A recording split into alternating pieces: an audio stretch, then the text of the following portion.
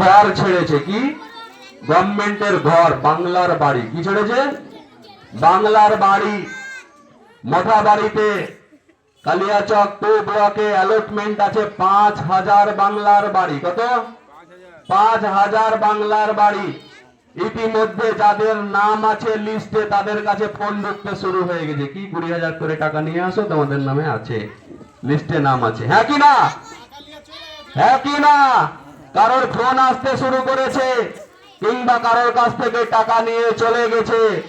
আপনাদেরকে প্রথমে ছেটে ফেটে যে 20 জনকে রাখা হয়েছিল, সেই 20 জনকে একটা গ্রামে যদি 150টা কি 100টা ঘরের অ্যালটমেন্ট ছিল, সেখান থেকে ছেটে 50টা 48টা 35টা 15টা রেখেছে, আর সেগুলোকে ফোন করে করে ডাকছে 20,000 টাকা নিয়ে এসো, তাহলে তোমার নিলে নাম কেটে দেওয়া যাবে।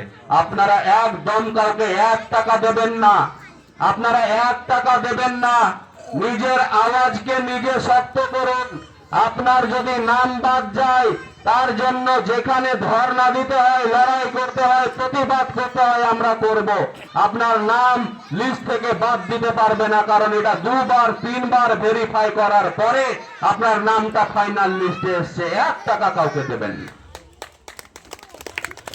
এই ঘুষখোরদের ঘুষখোরি বন্ধ করতে হলে, এই জালিবাজদের জালিয়াতি বন্ধ করতে হলে, এই দুর্নীতিবাজদের দুর্নীতি বন্ধ করতে হলে, রাজনীতির মধ্যে স্বচ্ছতা ফিরিয়ে নিয়ে আসতে হলে, ভবিষ্যৎ প্রজন্মের অধিকার সুরক্ষিত করতে হলে, মা বোনেরা আগামী বিধানসভা ভোটে ভোট দেওয়ার আগে সময় নিয়ে 30 সেকেন্ড 1 মিনিট যদি সময় লাগে, সময় নিয়ে খুঁজে দেখবেন ইভিএম মেশিনের গায়ে কোথায় গুড্ডি ছাপা আছে, কোন বাটনটাতে গুড্ডি ছাপা আছে। এই যে আসাদুল সাহেবের ব্যানারের উপরে যে গুড্ডি ছাপটা আছে, এই গুড্ডি ছাপটা ইভিএম মেশিনের গায়ে থাকবে।